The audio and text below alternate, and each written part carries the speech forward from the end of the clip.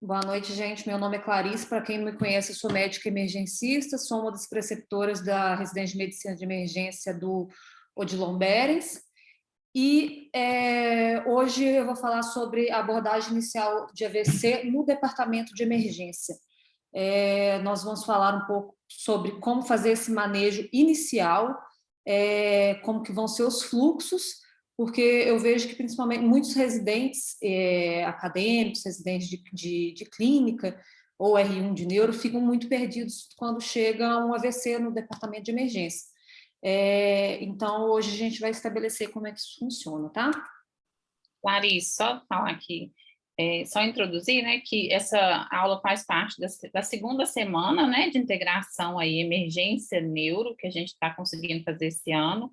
A primeira foi sobre epilepsia, foi muito boa, e aí agradecer a parceria, né, da residência da neuro, da equipe da neuro, porque isso faz todo sentido para a nossa prática diária, né, fazer essas sessões didáticas para depois virar um protocolo que muda a prática clínica, principalmente com os erros que a gente vê mais comum, tá? Só para enfatizar e agradecer. Sim. Todo seu, Clarice. Agradecer também, principalmente, o Alber Lúcio e a Sandra, que me ajudaram aí e que ajudam a gente no poli todo dia, né, com esses pacientes de AVC. Gente, primeiro eu vou esquematizar para a gente poder fazer direitinho bem esquematizado. A gente vai falar sobre os tipos de AVC, a relevância do atendimento do AVC, como é que eu faço o reconhecimento, os principais diagnósticos diferenciais, o manejo hospitalar inicial e algumas classificações e escalas que a gente usa na emergência, tá bom? Os AVCs são os principais, são isquêmico e hemorrágico. Hoje a gente vai falar aqui mais do isquêmico, que conta com 85% aproximado dos casos, porque AVC hemorrágico é um outro universo, é um outro manejo. Então, hoje a gente vai falar aqui mais do manejo do AVC isquêmico. Qual que é a relevância do AVC para a gente? O AVC é a segunda causa de morte no Brasil, só pede para doença cardiovascular. Uma pessoa morre em decorrência do AVC a cada 5 minutos no Brasil, gente, isso é muito. É a primeira causa de incapacidade funcional e laboral, e os custos para o sistema de saúde são muito grandes. Por exemplo, eu coloquei um exemplo aqui, ó, o paciente sem terapia de reperfusão, na internação do diagnóstico do AVC, ele vai gastar quase R$6.000. Se o paciente recebe um trombolítico, mais de 10 mil, e olha só os gastos, se o paciente recebe trombectomia, mais de 22 mil em uma internação só. Contando que os pacientes, normalmente, se tem sequelas, vão ser reinternados, se tem um desfecho clínico pior. Aqui o dado do Ministério da Saúde, né? Doenças isquêmicas ganham, o cérebro vascular está em segundo lugar. E o custo médio de internação do AVC e de doenças em geral. De doenças em geral, o custo médio está em azul, e do AVC o custo médio está em vermelho, ou seja, é uma doença que custa muito mais para o sistema de saúde do que as outras doenças juntas. Vamos falar um pouquinho mais sobre a relevância. Normalmente, quando a gente pensa no paciente com AVC, a gente pensa nas internações e nos óbitos pelo AVC, como eu já falei. Mas a gente esquece do paciente que fica com incapacidade funcional, a incapacidade cognitiva, a incapacidade laboral, isso aí o custo para o INSS, para a aposentadoria. As reinternações, esse perfil de paciente é um perfil que reinterna demais, tem muita complicação, e o grau de dependência dos pacientes que eles ficam depois. Então, é como se fosse a teoria do iceberg, a gente só enxerga isso daqui, mas tem tudo isso daqui por baixo. E isso é muito gasto para o sistema de saúde, aumento de morbidade e mortalidade, tá bom? Vamos fazer uma linha do tempo aqui, mais ou menos, do AVC, porque a gente vai poder agir só em alguns pontos dessa linha do tempo. Primeiro, o ideal seria fazer a prevenção primária do AVC. A prevenção, no Brasil, a prevenção primária, infelizmente, é muito pobre. Seria o médico de saúde da família, as UBSs, e a gente poderia agir na prevenção primária nos fatores modificáveis. Quais são os fatores de risco modificáveis principais? hipertensão, fumo, obesidade, sedentarismo, colesterol, diabetes, álcool, todos esses fatores que a gente já conhece. Então, aqui a gente poderia agir na prevenção primária. Mas o foco dessa aula não é essa, porque o foco da nossa aula é a emergência. Então, infelizmente, vai acontecer o AVC e ele vai chegar para a gente. Então, o que a gente tem que fazer depois que acontece o AVC? A gente tem que fazer o reconhecimento e um rápido manejo dele, que é uma doença tempo-dependente. Sempre quando a gente pensa em tempo-dependente, a gente pensa talvez no infarto, mas o AVC é até mais tempo-dependente do infarto. A gente tem que ver se o paciente é elegível à terapia de reperfusão e se sim, a gente tem tempo de até 4h30, mais para frente a gente vai ver.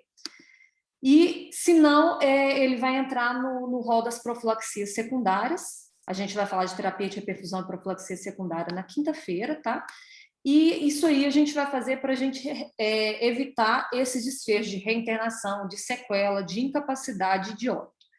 Então, a gente vai agir aqui nesse verdinho aqui. Vamos lá. O paciente chegou no hospital. Como é que eu vou reconhecer que o paciente pode estar tendo AVC? O ator principal disso daí vai ser, na verdade, o enfermeiro triagista, ou também chega demais para a gente, o SAMU, o médico regulador do SAMU, vai fazer esse reconhecimento. Mas quando não tem perda de forças ou sensibilidade, ou os dois, o paciente pode ter um desvio de rima, incoordenação motora, perda de equilíbrio, isso aí é muito importante. O paciente chega com síndrome vertiginosa, ninguém suspeita que é AVC, a gente vai falar disso aí um pouco mais para frente. Um simples déficit visual, confusão, rebaixamento, pode se dar como AVC, e rebaixamento sensório. A gente tem algumas escalas, isso aqui é um folder educacional para a população em geral saber como reconhecer um AVC e levar logo para um centro terciário, para o hospital, para a gente poder fazer o tratamento. Então, eles usam o mnemônico SAMU, SAMU. Para os americanos é o FAST, para a gente é o SAMU. Então, você vai pedir para a pessoa dar um sorriso, não consegue, um abraço, ela não consegue levantar os dois braços, a pessoa conseguir falar, às vezes não consegue, tem dificuldade, e urgente, ligue para o SAMU ou leve o paciente rápido para o sistema de saúde, para algum hospital. Aqui, inclusive, a gente tem um protocolo do SAMU, que muitas vezes não é usado, mas deveria ser usado, para identificação de uma suspeita do AVC. A gente usa uma escala que chama escala de Cincinnati, que é essa do SAMU que eu acabei de falar, que pode ser feita, que os leigos fazem, técnicos de enfermagem, pessoas não médicas podem fazer. Identificar e levar logo para um centro de atendimento do AVC. Vamos falar um pouco agora sobre os diagnósticos diferenciais. Tem os stroke mimics e os strokes camalinos. Os strokes mimics, eles mimetizam AVC, parecem AVC, mas não são AVCs. Uma das principais causas que chega muito para a gente, hipoglicemia, gente. O paciente chegou suspeito de AVC, glicemia capilar. Glicemia capilar, eu não paro de repetir isso para os residentes. Glicemia capilar, tem que ter. Então, paciente hipoglicêmico pode dar déficit focal e mimetizar muito bem o AVC. Outro que chega muito também, muito comum, crise convulsiva, evoluindo com paralisia de TOD ou próprio pós-ictal, pode confundir com uma suspeita de AVC. A paralisia de TOD é após a crise convulsiva, o paciente apresenta um déficit muito parecido com o AVC, só que esse déficit dura entre 24, no máximo 48 horas, e vai tendo uma melhora gradual, sendo que o AVC a gente sabe que não tem essa melhora. Distúrbios hidroeletrolíticos e distúrbios ácidos básicos podem mimetizar também o AVC, principalmente a gente viu na aula do Linneu, cetoacidose, estado hiperglicêmico, cetoacidose principalmente pode dar déficit focal. Os estados hiperglicêmico e hiperosmolar podem causar principalmente rebaixamento de sensório, confusão mental. Hiponatremia é um dos distúrbios hidroeletrolíticos campeões em mimetizar AVC, causa muita confusão mental. Paralisia de Bell, a gente tem que lembrar. Migrânia, Migrânia, vamos separar um tempinho aqui, a migrânia, principalmente a migrânia com aura, né? Existem, inclusive, migrânias com aura que o paciente cursa sem cefaleia. Então, o paciente chega com déficit, às vezes o paciente chega afásico só, e o paciente está com uma migrânia com aura sem cefaleia. Existe isso também. Síncope, sepse com rebaixamento do sensório, pode mimetizar também. E psicogênico. Psicogênico é uma causa muito importante que mimetiza AVC também. E, às vezes, é muito difícil a gente diferenciar. Tem alguns truques, a gente pode fazer o exame neurológico, no caso o NIH, que eu vou falar um pouco mais para frente, ao contrário, tem alguns truques, mas, às vezes, até os profissionais neurologistas têm dificuldade de fazer essa diferenciação. Inclusive, tem um caso interessante de uma paciente, eu não vou citar o nome, mas uma paciente conhecida do serviço, que eu acho que ela já foi tanto do serviço nosso quanto de outros serviços, ela já foi trombolizada mais de 3 vezes, e era tudo psicogênico, era um distúrbio psicogênico grave. Então, sempre pensar nessas causas de diagnóstico diferencial aqui, nesses que mimetizam AVC, mas não são. Outra coisa que tem que pensar também são os camaleões, que são AVC, mas não parece que são AVC. Então, esse paciente normalmente vai chegar muito tardiamente para a gente, e inclusive fora de janela. Vertigem, síndromes vertiginosas podem... o paciente tem um AVC, principalmente os AVCs de fossa posterior, e fica sendo tratado como VPPB, as síndromes vertiginosas em geral. Distúrbios de movimento, coreia, as distonias, rebaixamento do sensório e síndrome sensitiva pura. Às vezes o paciente tem uma nevralgia, às vezes o paciente tem uma parestesia apenas como sinal do AVC e fica sendo tratado pelo ortopedista ou pelo neuro como uma parestesia por causa de uma nevralgia. Então, sempre prestar atenção nisso daí também. A gente vai tomar um tempinho aqui para falar principalmente da vertigem, da síndrome vertiginosa. Em cada quatro casos de vertigem que a gente vai atender no pronto-socorro é um AVC de fossa posterior. Então, assim, 25% dos casos. Isso daí é muito. Então, o paciente, muitas vezes, vem como tonteira, vem vertigem, e você vai ver depois um paciente com AVC. E existem algumas coisas no exame físico, principalmente na história e no exame físico, que a gente tem que ficar atento para poder fazer esse tipo de diferenciação. No caso da tontura, da vertigem, a gente vai usar principalmente o RINTS, que é um tipo de exame. A gente vai ter o Head Impulse, nistagmo e teste de skill. Tem um videozinho que mostra como que faz o RINTS, que eu vou passar aqui para frente, mas a gente tem isso daí em calculadoras médicas que são de graça e a gente pode calcular. Eu vou passar esse videozinho aqui, tem 1 minutinho só, é coisa rápida, vamos lá. Só para ver como é que faz, mais ou menos, como é que faz o RINTS, mas depois eu passo o link para vocês direitinho. Para diferenciar numa síndrome vertiginosa periférica ou central. Na suspeita de AVC, o paciente vai ter um nistagmo torsional ou vertical, ou então também um nistagmo que muda de direção. Olha só, para a esquerda, agora para a direita. Se fosse periférico, a causa seria um nistagmo unidirecional, tá bom, gente?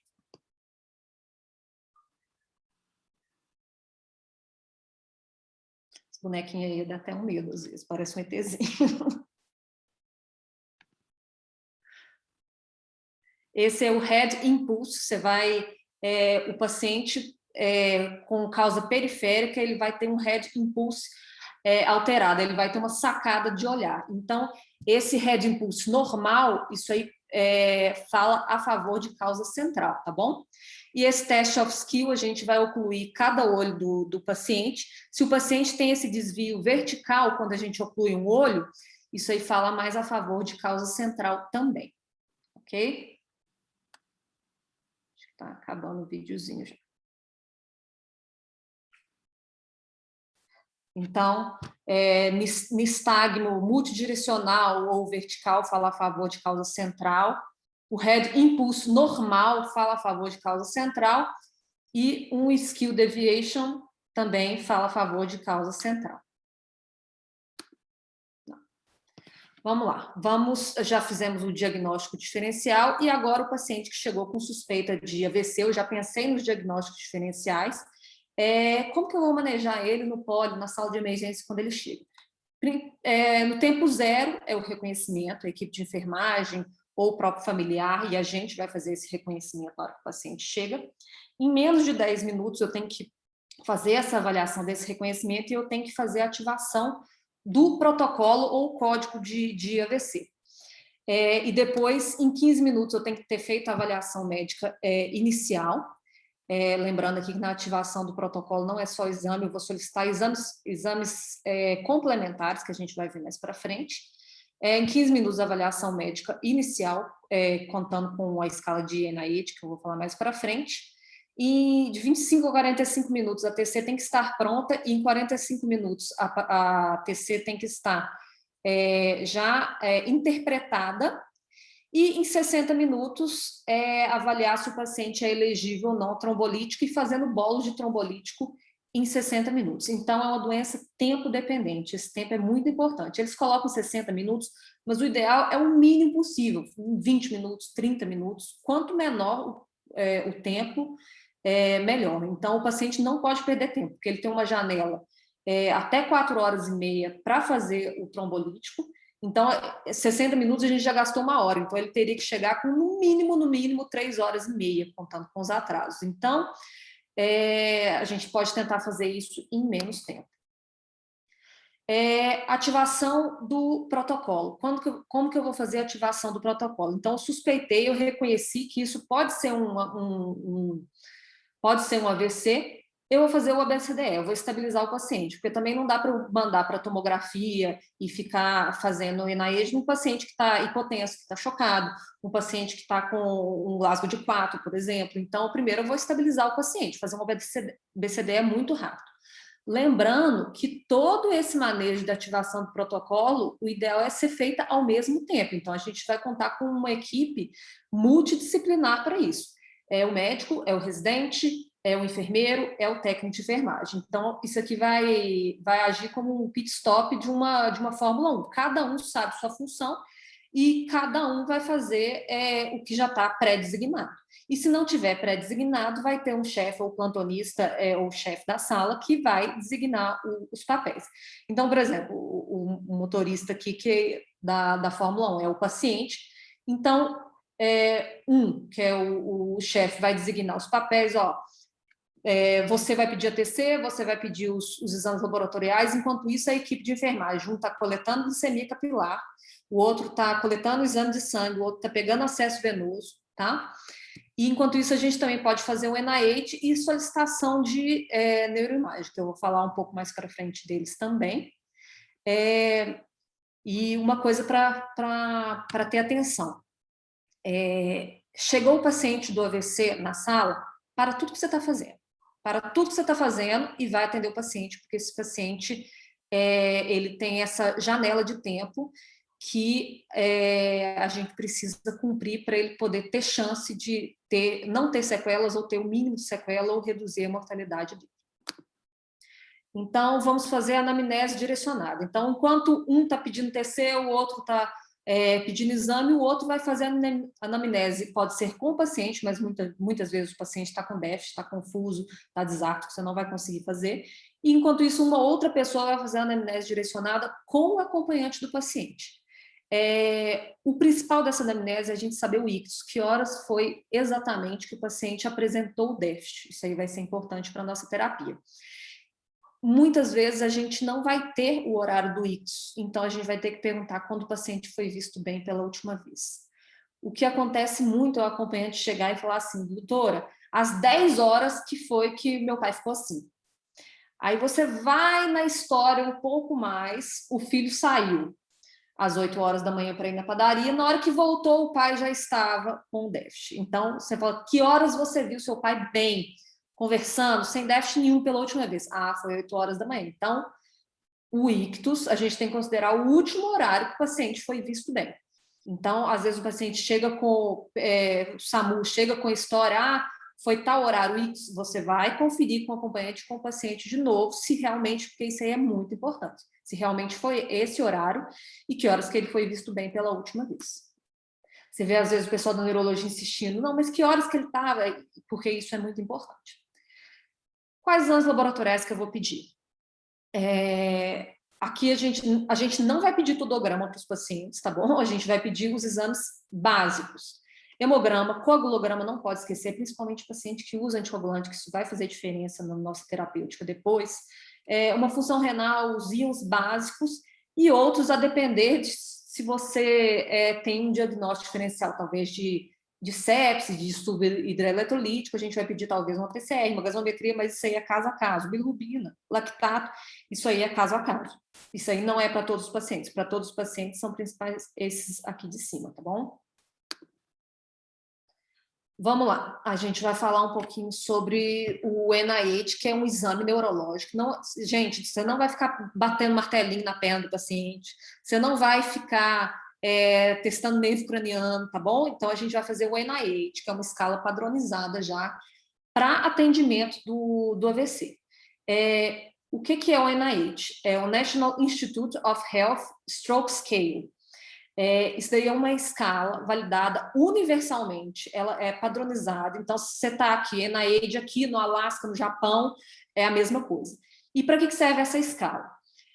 Primeiro que é uma escala ela é reprodutível por médicos, não neurologistas, inclusive pessoas não médicas, quando são treinadas, elas conseguem fazer o NIH. É uma escala que serve para quantificar em números a gravidade do AVC, a gente vai colocar isso aí em números para fazer o segmento também. É uma escala que vai ajudar na elegibilidade para terapias de reperfusão, independente de ser trombólise ou trombectomia. Ela vai ajudar no acompanhamento e na evolução desse paciente e também é uma ferramenta prognóstica e ajuda a prever desfechos clínicos favoráveis, tanto os favoráveis quanto os desfavoráveis. Só um exemplo aqui, tem o NIH, os cortes principais, é uma escala que vai de 0 até 42, sendo 0 sem déficit, sendo 42 um caso assim, gravíssimo. O NIH menor que 7, o paciente normalmente tem 15% de chance de deterioração clínica. O NIH maior que 7, 66% de chance, ou seja, já é um paciente mais grave. E o NIH maior que 20 é gravíssimo, tem maior chance de transformação hemorrágica, de desfecho clínico negativo, como óbito. Aqui está uma escalinha. Paciente NIH de 0, paciente não tem déficit. De 0 a 4 é um AVC minor. De 5 a 15 é um AVC moderado. 16 a 20 é moderado a severo. De 21 a 45, quando o paciente pontua, é muito severo, vai ser muito grave. O que o NIH leva em consideração? Gente, eu não vou dar uma aula de NIH hoje aqui não, porque o NIH tem que ter uma aula toda separada, tá bom? Vou deixar depois para vocês um link no YouTube que tem uma aulinha de 30 minutos, tá bom? Muito bem explicado em português de como você fazer o NIH. Eu quero que todo mundo veja essa aula, que é muito importante para a aula de quinta-feira, todo mundo vai precisar. É uma escala que leva em consideração principalmente o nível de consciência do paciente, que é o principal, que é o que mais pontua, leva em consideração se o paciente tem olhar conjugado, o sistema visual, se o sistema motor e sensorial do paciente, o sistema cerebelar, vendo se tem a função cerebelar, vendo se o paciente tem ataxia, o sistema de linguagem e se o paciente tem negligência, tá bom? Leva em considerações esses principais. A escala de NIH, eu vou passar em PDF para vocês, traduzida em português certinho, e se você for ver aqui, é uma escala que você vai pontuando 0, 1, 2, 3 em cada um dos itens, e cada um ele está explicando como que faz. Então, além de você ler isso daqui com bastante atenção depois, vão ver o vídeo que eu vou passar para vocês uma aulinha que eu vou colocar do NIH no YouTube. Lembrando, gente, NIH não é coisa só de neurologista. Todo mundo deve saber fazer. não é para decorar isso aqui, ninguém sabe, alguns neurologistas sabem isso de cor, fazem isso aqui em até 2 ou 3 minutos, mas nós temos impressos isso daqui no Poli, tá bom? Se não tem, é para ter. Então, temos impresso, na hora que chega o paciente, a gente já chega com o papelzinho do NIH para poder ir ponto por ponto e pontuando, ok? Então, ele tem todos esses passos. Você pede para o paciente ler, você pede para o paciente avaliar a figura, você pede para o paciente falar essas palavras. Eu não vou falar em detalhe, como eu já falei, o NIH é uma escala, é uma aula toda em separado. Você pede para ele nomear, para ver função de linguagem. Esse daqui é o vídeo, se alguém quiser tirar uma foto, mas eu vou mandar no grupo dos residentes direitinho, esse link aqui direitinho. É uma aula que tem de 30 a 40 minutos, mais ou menos. Ele vai explicar um por um como que faz. Então, é muito... vocês assistam para a aula de quinta-feira, porque é indispensável, ok? Para a aula de quinta-feira. Então, eu já examinei o paciente, já fiz dissemia capilar, já solicitei os exames. Mas qual o exame de neuroimagem que eu vou pedir para o paciente? Eu vou pedir uma TC normal? Eu vou pedir uma angio-TC? Eu vou pedir uma ressonância? O que eu vou pedir? Porque tem gente que pede TC, tem gente que pede anti-TC, tem gente que prefere a ressonância. Não, gente, não é questão de preferência. É questão de qual que tem indicação. Lembrando que lá no serviço que a gente trabalha, no Odilon Berens, normalmente a gente pede só a TC simples, porque a angio-TC é necessário para o paciente que vai fazer a trombectomia, para a gente ver a questão dos vasos colaterais. Então, como a gente, infelizmente, ainda no Odilon Berens, nós não temos a trombectomia, mas nós vamos ter no futuro próximo, se Deus quiser. Então, a gente pede normalmente só a TC e a gente, infelizmente, não tem disponível a ressonância, mas no serviço que tem disponível todos os tratamentos e todos esses exames, a gente vai ver cada um quando pede.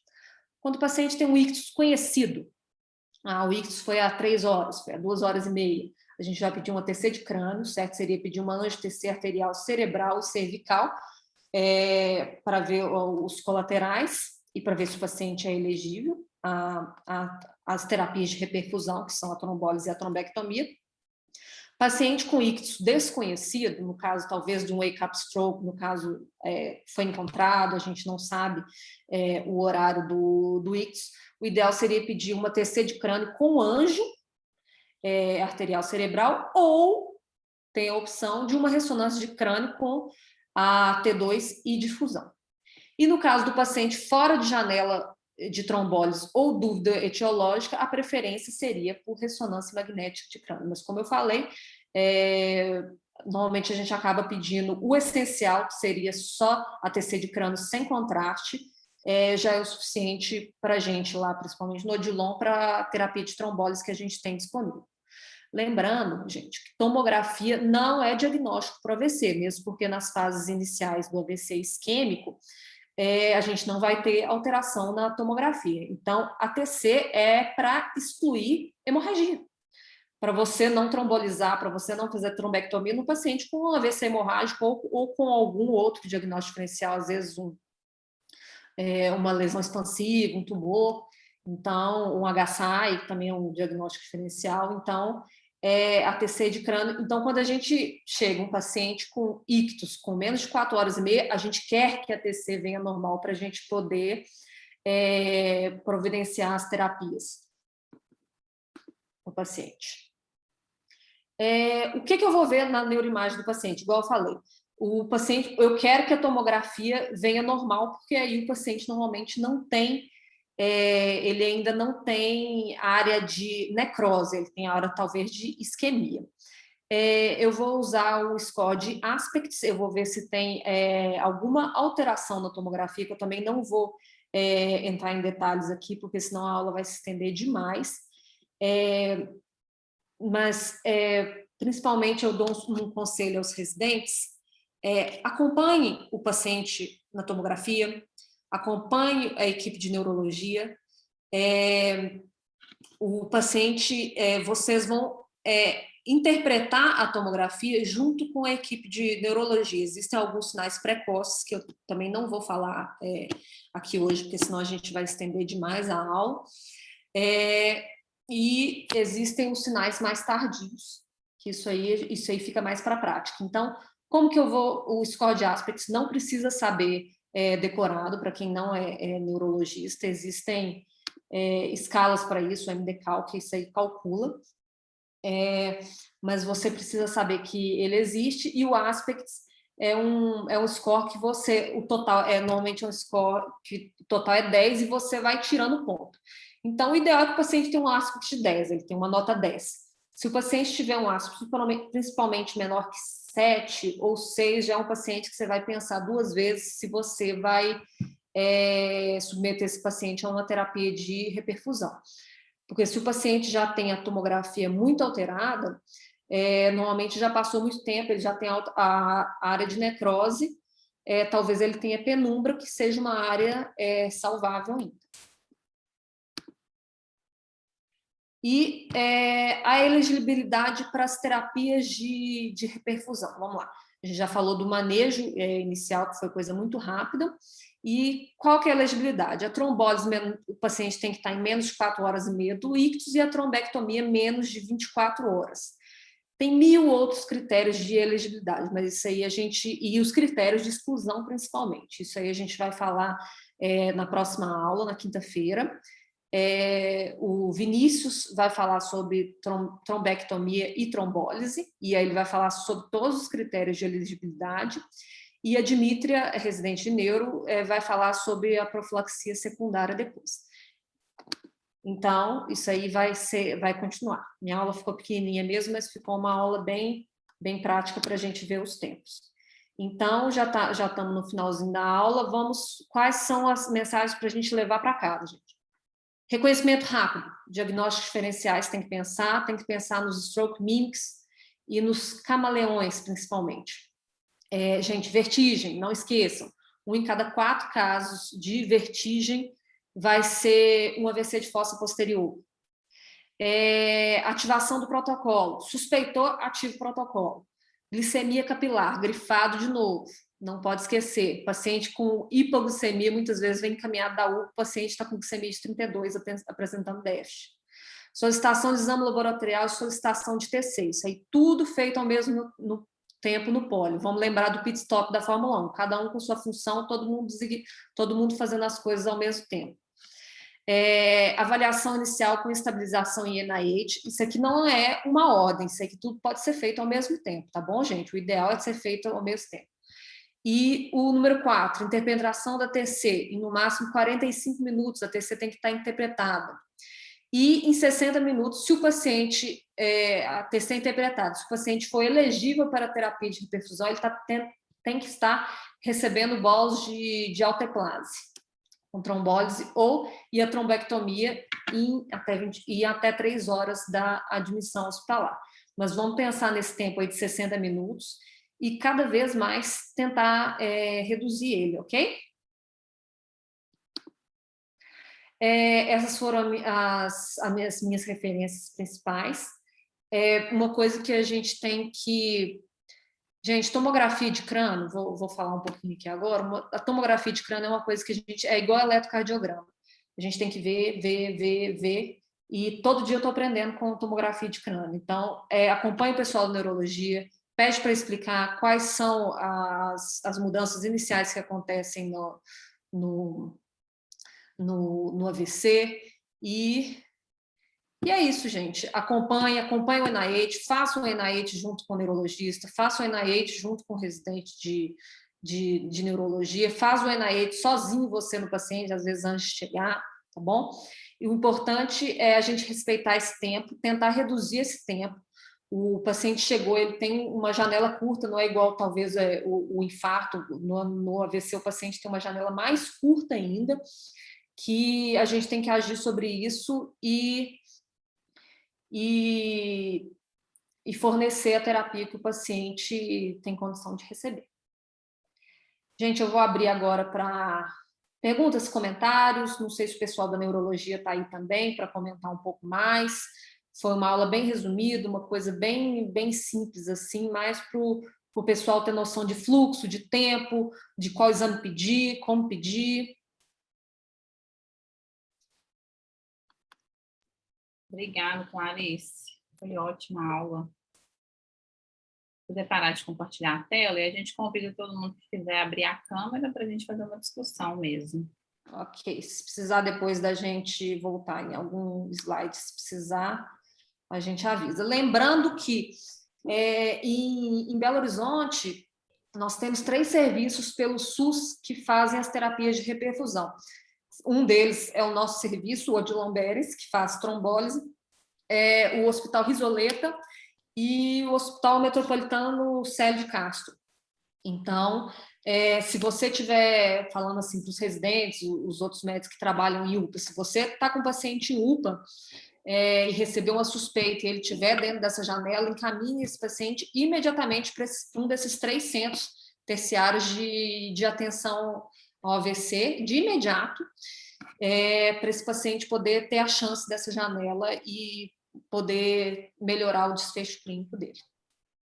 Apesar da descrença da Clarice, o HC também é o quarto hospital que faz esse cuidado, e como o AVC faz parte da chamada linha vermelha, normalmente o paciente não é recusado nas suas, salvo excepcionalidades, né? Então, ele seria uma vaga zero, né, Léo? É mais que vaga zero, né? É uma vaga zero automática, a linha vermelha, né? Então, esse paciente, ele vai para a sua UPA de referência. Naturalmente, o paciente que está na UPA Venda Nova não vai para o Odilon, né? Ele vai para a sua referência, então, né? Mas então é acionar realmente a central. E é saber que esse paciente, ele tem um fluxo que tende a funcionar.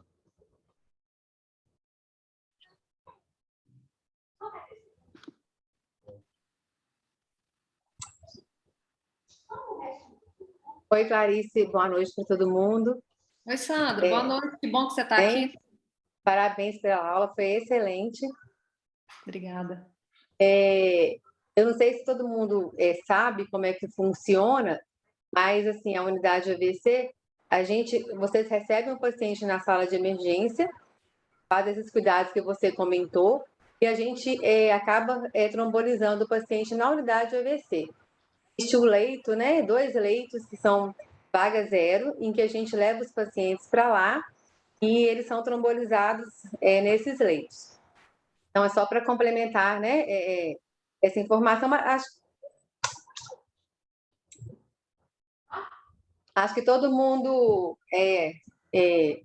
sabe desse fluxo. Você colocou aí com relação à questão dos exames complementares, e é isso mesmo, né? A tomografia é ela mesma que serve para a gente, não tem que pensar em outros exames, a tomografia é o nosso exame essencial, e a gente realmente procura o exame bom. Quanto melhor o exame, melhor para a gente trombolizar o paciente. E a sugestão que eu sempre coloco para os residentes é que não avalie a tomografia no nosso computador, porque a imagem lá, ela perde em qualidade. Então, a gente sempre avalia a tomografia dentro do tomógrafo, lá na sala da radiologia. Então, lá a gente consegue janelar a imagem, procurar as imagens que mostram alterações precoces, então isso ajuda muito, né? Então, na hora de fazer a avaliação para definir vai trombolizar ou não, fazer a avaliação dentro lá do tomógrafo. E uma coisa também que você falou com relação às pegadinhas, né? Então, por exemplo, a tontura, que muitas vezes o paciente ele passa por vários profissionais, inclusive por profissionais neurologistas, que não identificam AVC, né? E a outra pegadinha que a gente tem é a afasia. A afasia confunde muito com confusão mental, principalmente a afasia sensitiva. Então, a dica que a gente sempre fala é tentar conversar com a família e perceber como é que foi a instalação daquele DEST. Foi súbito ou não foi? Foi uma coisa que foi gradativa, então isso ajuda muito a diferenciar se aquela vertigem, se aquela alteração da linguagem, ela realmente, a gente vai pensar em AVC ou não, tá? Então, então, a glicemia capilar é o único exame laboratorial, é o único teste de laboratório que a gente precisa para trombolizar o paciente. Então, a gente não precisa esperar, a gente colhe mas a gente não precisa esperar. A exceção é o paciente que fala que usa anticoagulante. Então, a glicemia capilar realmente, pela questão da hipoglicemia causar muita confusão e com relação a déficits neurológicos agudos, ela é uma causadora desses déficits, então a gente deve sempre conferir a glicemia capilar antes de fazer todo atendimento com relação à possibilidade de trombolizar ou não, tá? E por último, é só reforçar mesmo a questão dessa dificuldade que a gente tem do atendimento pré-hospitalar, do paciente realmente reconhecer que está tendo um AVC, da família reconhecer. E assim, eu até vou citar um exemplo que aconteceu bem recente. Na sexta-feira passada, eu atendi uma paciente 20:1, que a paciente ficou afásica, a filha técnica de radiologia, ela reconheceu o AVC e, ao invés de ela levar a paciente para o hospital, ela levou para a clínica que ela trabalhava para fazer a tomografia e a paciente chegou lá fora da janela. Então, essa questão pré-hospitalar é muito importante, a gente fazer com que as pessoas entendam essa necessidade da busca rápida pelo hospital. A gente ainda tem essa dificuldade, mesmo para quem é da área da saúde, né, como exemplo desse caso que eu contei, e as pessoas têm essa dificuldade realmente de entender, né, a necessidade de uma busca rápida pelo hospital. É isso mesmo. Boa noite, é Gláucia. Está me reconhecendo, claro? Gláucia, tudo bom?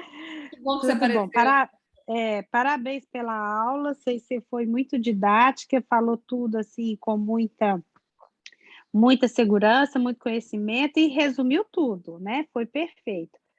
Eu queria só, a Sandra já falou muita coisa, mas uma coisa que eu achei que importante é falar esses tempos que são preconizados, né?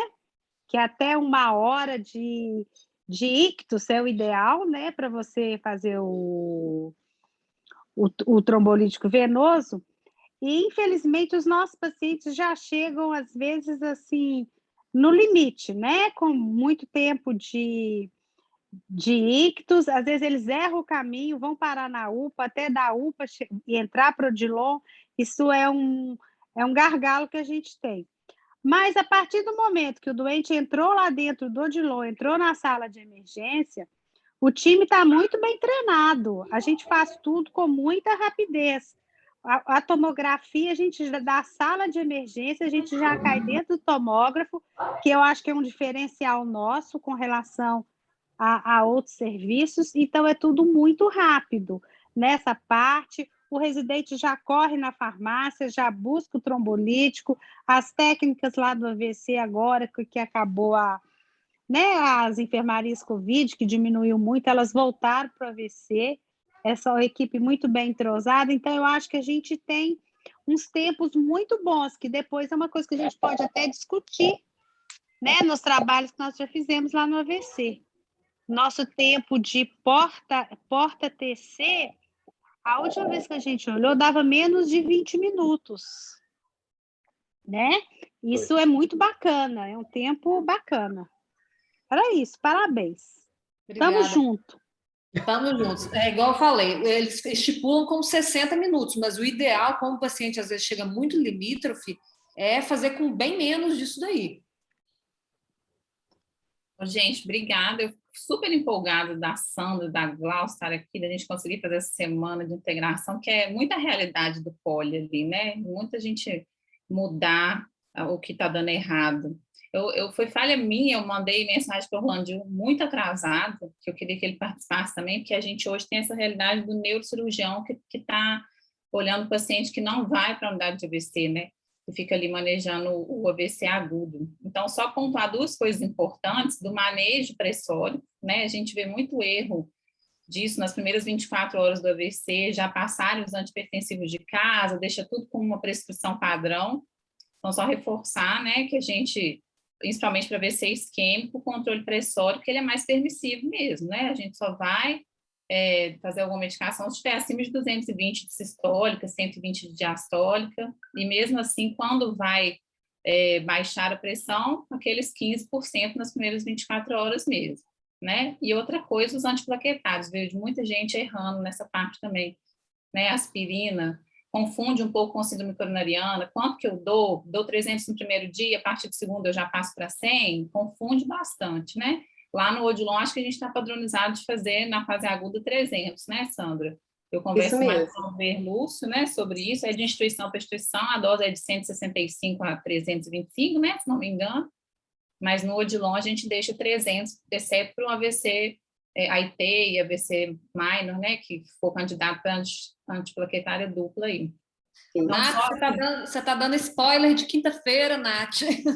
Mas é porque lá é secundário, né? Enfim. Mas só porque para a gente sair daqui com aqueles 5 pontos-chave mesmo, né? Para virar o nosso infográfico, virar o nosso protocolo, para a gente ver bem o que foi essa discussão, os pontos-chave, para a gente já sair daqui com o produto que é a intenção, né? Inclusive, o Clênis está aí, a diretoria, então está aqui para prestigiar, né, essa semana de integração. Queria agradecer. Se o Clênis também quiser dar uma palavrinha, não sei se o Léo quer falar também. Estou ótimo.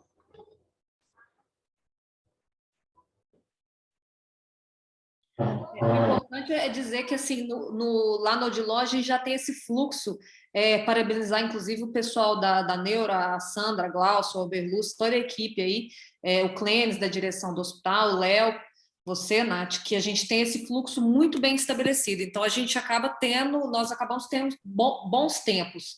E, realmente, nós já temos os leitos de trombólise. Quando não tem vaga lá, a gente tromboliza no poli. O importante é o paciente estar sendo visto, estar sendo reavaliado frequentemente. O importante é a gente não perder isso daí. Podemos trombolizar, se bobear até no corredor, tendo um monitorzinho e alguém ali do lado, vendo o paciente, não tem problema. O importante é o paciente não perder.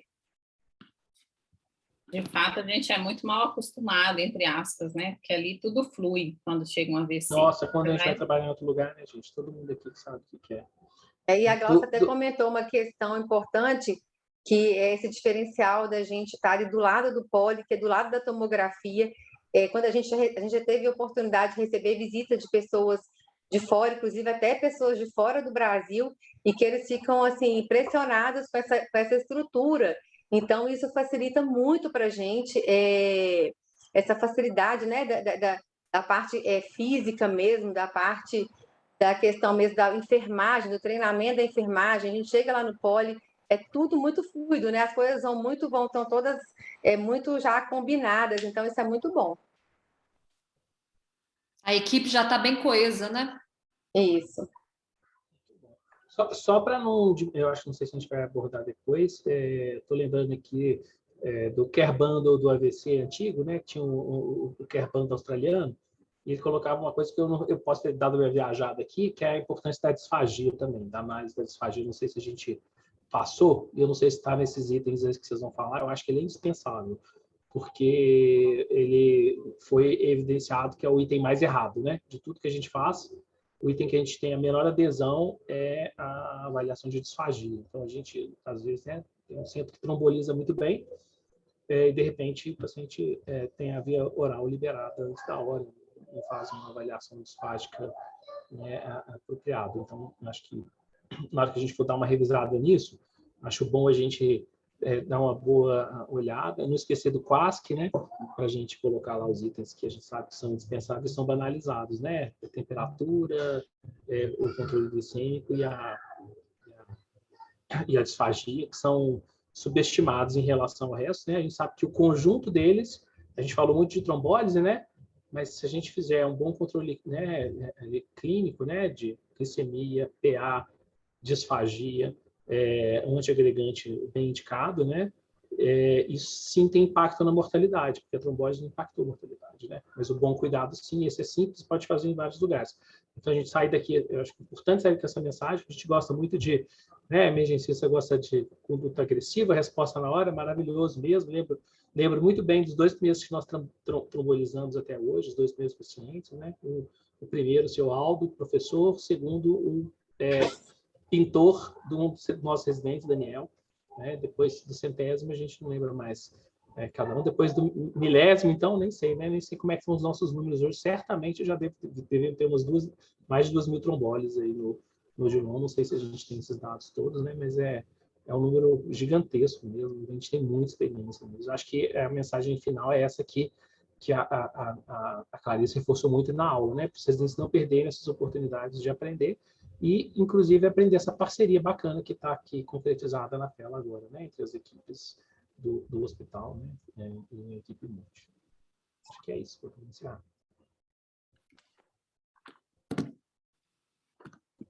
Boa noite para todos. Nos encontramos ao longo da semana. Então. Os dentes ficaram caladinhos hoje, ninguém tem. Pessoal, Natália, O Clenis.